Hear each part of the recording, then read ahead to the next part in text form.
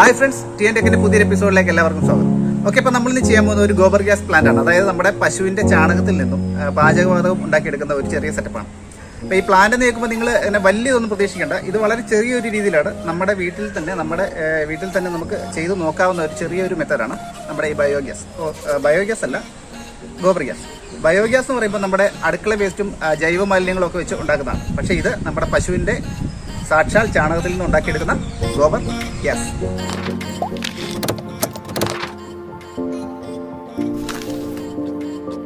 Friends, അപ്പോൾ നമ്മുടെ gobar gas plan ചെയ്യുന്നത് ഇതേപോലെ 2 ബോട്ടിലാണ്. അപ്പോൾ ഏകദേശം ഇതൊരു 2 ലിറ്ററിൻ്റെ ബോട്ടിലാണ് ഞാൻ എടുത്തേക്കുന്നത്. അപ്പം ഈ 2 ബോട്ടിലേക്കാണ് നമ്മൾ എന്ത് ചെയ്യുന്നത്, നമ്മുടെ ചാണകം, അതായത് പശുവിൻ്റെ ചാണകം നമ്മൾ ഫില്ല് ചെയ്യാൻ പോകുന്നത്.